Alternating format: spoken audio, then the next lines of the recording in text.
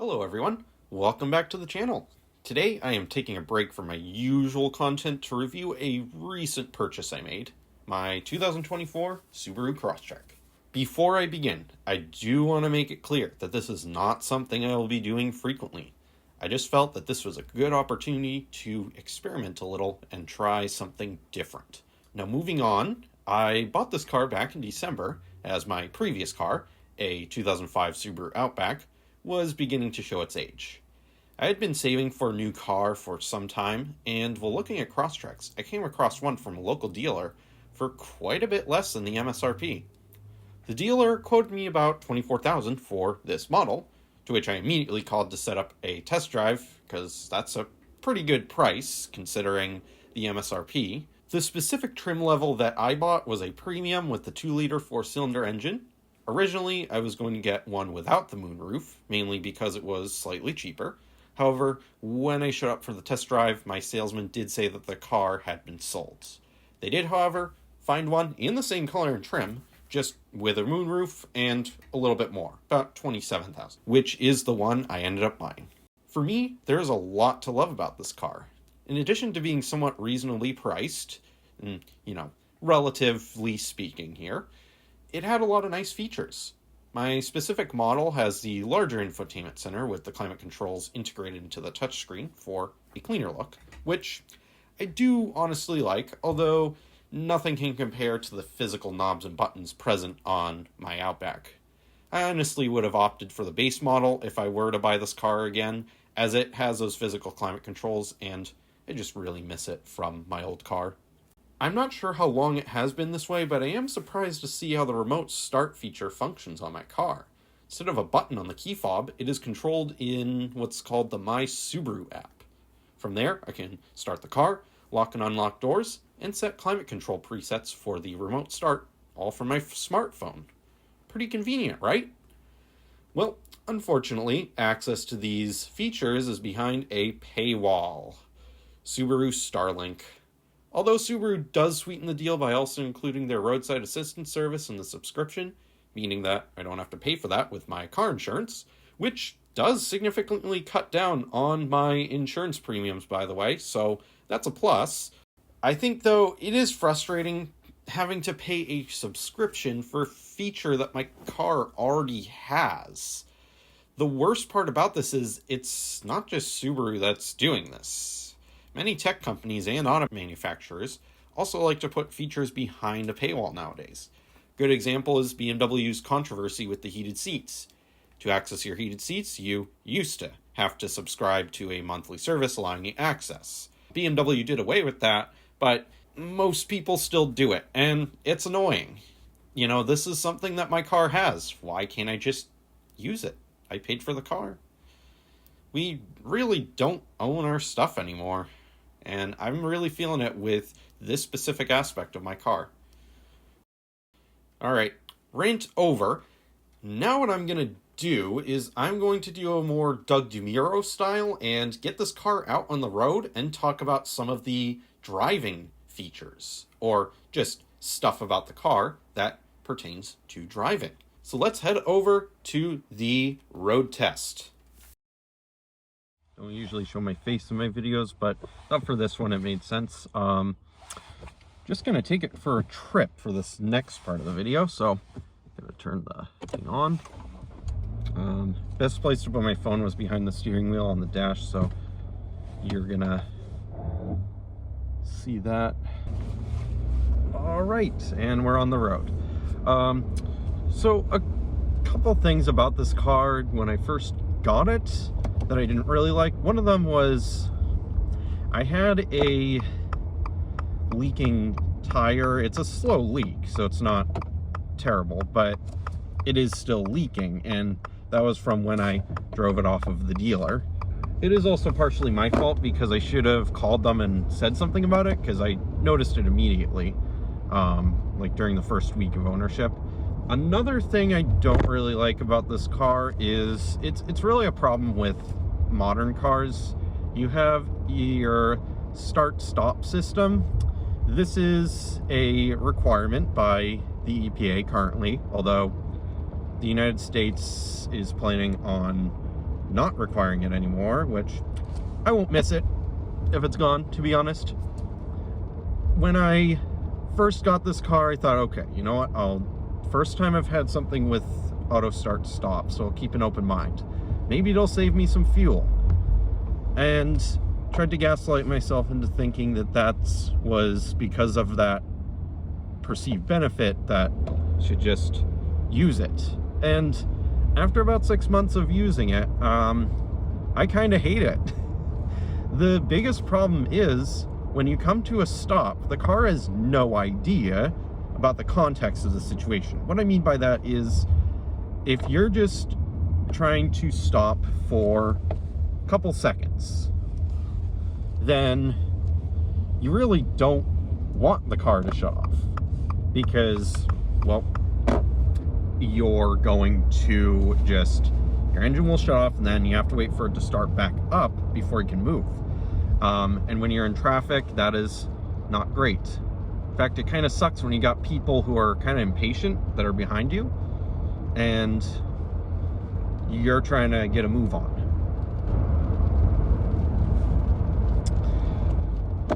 I think my biggest problem with it is just because of that. And in the end, I haven't really saved much fuel.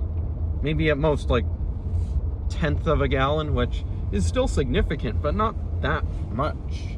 In my state, fuel's pretty cheap. Entrance ramp sucks. Should have gone to the other one. All right. But anyways, auto start stop, for now on, I've decided I'm just going to be turning it off by default. I do have it on for the purposes of this video because I do want to show one of the things that it does that is very annoying. One feature I really like is the adaptive cruise control. Not only does it adjust using radar to if a car in front is falling too close, it also uses the steering wheel to help keep you centered in your lane. And it works okay. The problem is around turns, one of the things I noticed is that it kind of bumps around the lane a lot, almost like it can't tell where the lane markers are. And it also, sometimes it'll get really close to the center line on the freeway, which is not good at all when you've got somebody passing you on the left who is probably going way faster than you, and it looks like you're about to enter in their lane. That's pretty dangerous. That part I don't like. I do like, though, the centering thing. On a really long trip, it just helps keep me from drifting, which is something that I tend to do a lot. So I kind of like the feature, but if I'm on a road with a lot of turns, then I don't like to use it just because it does bump me around the lane too much rather than keeping me centered. I really like the ride of this car. I think it's pretty comfortable, despite being kind of like a compact SUV. It is very car-like. It feels like I'm driving just a small, like, sedan or something. So when I'm on a windy road, it doesn't feel like it's throwing me into the corners. It's very tight with its cornering. And I really like the seats. I've always liked Subaru seats. They're very supportive. They're not like hard as a rock like some other cars that I've been in. I know Hondas in particular, I'm not a huge fan of some of their seats. Maybe it just was the year models that I had ridden in, but I'm not a huge fan of Honda's seats in terms of comfort. Subarus, though, I like. I feel like the engine is pretty powerful for what it is. It's not perfect, but it gets the job done. This is just a daily driver. It's an economy car, so it's not going to be super powerful. I don't really need anything that powerful, though, for what I do. I drive to and from work mostly, go to the grocery store, run errands, I'm not racing or anything like that. I don't really need anything too glamorous in terms of performance. Last thing is the CVT. So CVTs, they're really divisive. One of the things that people don't like about them is reliability. And I can't really speak to the reliability of this one. I will say, though, that my mom has a 2017 Subaru Forester, and it has almost 150,000 miles on it, and the transmission is still quite good on it, and that has a CVT in it. So the Subaru CVTs, I am hoping, are pretty robust. Nissan CVTs are not so much. They're known to be pretty unreliable. My brother did have to get his CVT replaced at just over 100,000 miles, and of course the warranty was already expired, so he had to pay for full price for that. One thing about CVTs I don't really like is it's really a problem with automatic transmissions, and it's that you get almost like a rubber band effect when you accelerate, where you push in the gas and then for a little bit nothing happens, and it's a little bit weird. Oh brother. Anyways, where was I? Oh yes, CVT. So the rubber band effect with automatic transmissions has always bugged me. My previous car was a 2005 Subaru Outback. It had a traditional automatic, and it had the similar problem. Same thing with my first car, which was a 97 Cadillac DeVille. It had the same problem with its traditional automatic transmission. You push in the gas and nothing really happens. And then suddenly it starts kicking in, but it's like, it's sloshy. The weird thing about CVTs is they have that rubber band effect at first, but they're not sloshy because they don't shift. I don't fully understand CVTs. They're kind of a mystery to me, although I also don't fully understand transmissions in general. I have an idea of how they work, but again, they're kind of a mystery to me. I do know that CVTs they behave a little bit different. Gas mileage with the CVT, it's pretty good. I mean, the car doesn't get fantastic gas mileage in the city, but no fully like gas-powered car gets good gas mileage in the city. It's around like 25, 24 that I get in the city, and then on the highway I get closer to 35. Just exiting the freeway now and getting back into city driving.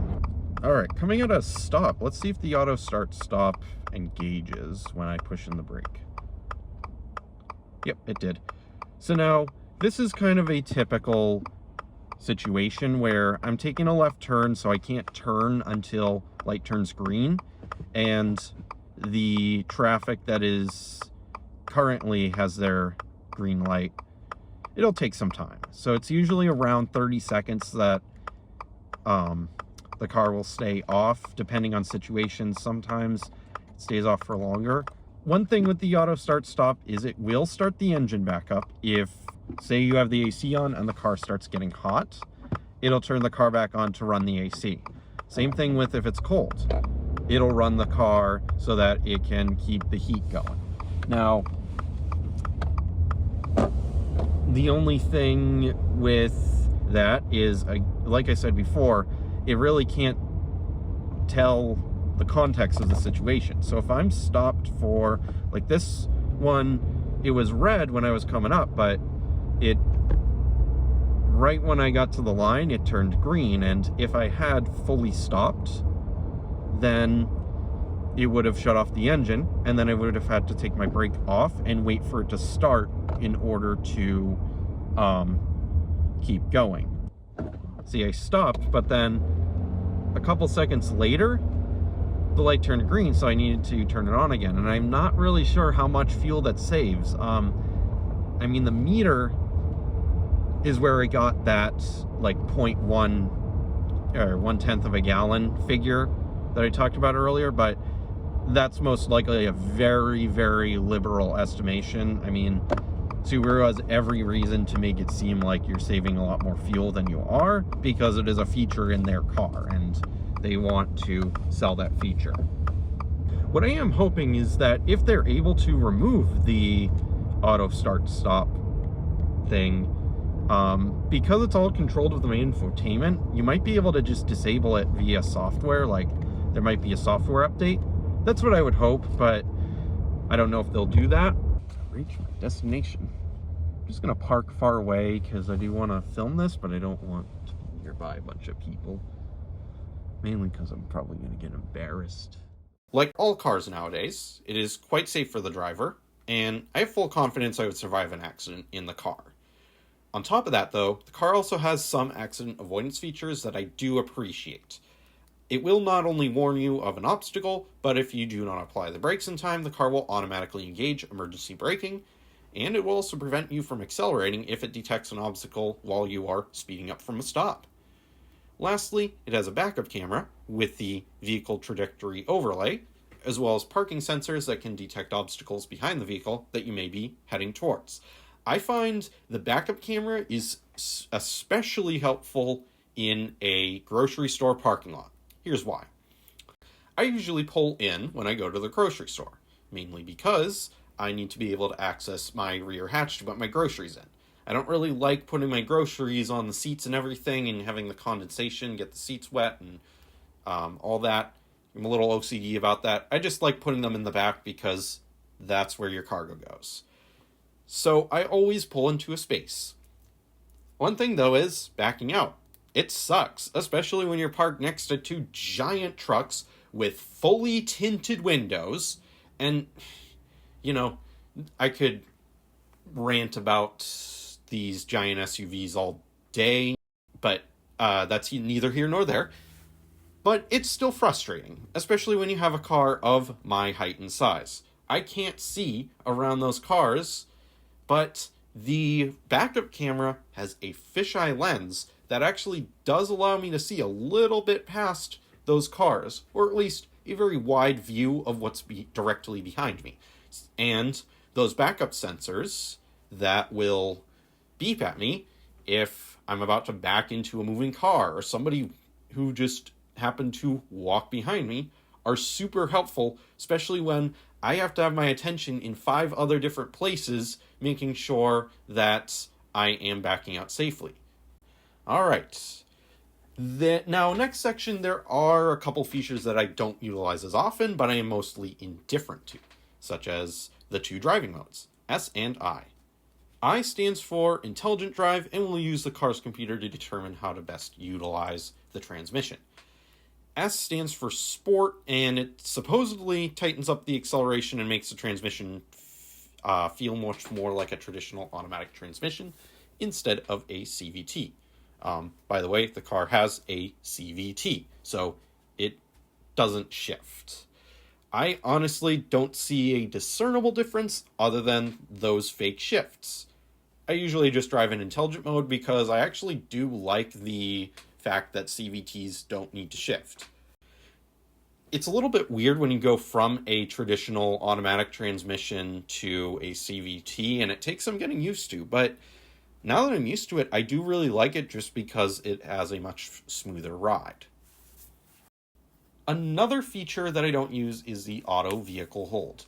The idea is that if you're going to be stopped for some time, but you want to shift into park, you can use this feature to automatically hold the brakes while your foot is off the pedal. This way you could just press the accelerator and not have to shift back into drive when the traffic moves again. I don't live in an area that gets a lot of heavy traffic, and I don't mind keeping my foot on the brake, so I don't really use this one either. Finally, I wanted to wrap this up by collecting my thoughts on the car. I really like this car overall, and it has a lot of features that I use often. Although there are a couple that I don't utilize all that much, most of them are just simple features that are non-intrusive to the driving experience, except auto start stop. I also just overall love the way the car feels on the road. It is exactly the kind of car I picture myself driving when I think about a daily driver. It has pretty good fuel economy, yet it does not feel down on power. On my days off, I actually find myself running errands or taking drives simply because I just like driving the car. Like all things, however, it is not perfect.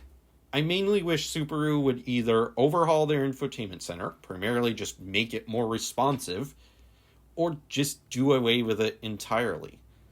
Additionally, the lane keep assist struggles to keep me centered in a lane when I go around a curve on the freeway. I find myself turning off the lane keep assist when I go around curves, just so it does not creep towards the other lane. This is a safety issue, which is ironic because this is supposed to be a safety feature. Lastly, I have one more complaint that I feel is more of a nitpick, so I didn't address it in the main body of the review, but I really want Subaru to implement climate control buttons in the steering wheel controls. I never liked the idea of taking my hand off the wheel just to adjust the fan speed or temperature of the climate controls, even if it's only for a couple of seconds. My first car, a 1997 Cadillac DeVille, had the climate controls integrated into the steering controls as a supplement to the main climate control panel, and it was probably one of my favorite features just because I could adjust the fan speed and temp without taking my hands, and sometimes my eyes, off the road. I feel this is a feature that not enough automakers are implementing in their cars, and it's a shame, simply because it helps keep the driver focused on the road rather than reaching over to adjust the climate control. I really hope that this is something that more automakers, especially Subaru, start to implement in the future. And I say especially Subaru because I really like this car, and this would just be something that I feel would make me like the car more. Just making it more driver focused. Alright, I think all that sums up my thoughts on this car. I plan to give a 1-year ownership report this year to provide updates on my thoughts and anything else relevant to the car. Thank you all for watching. I hope to see you in the next one.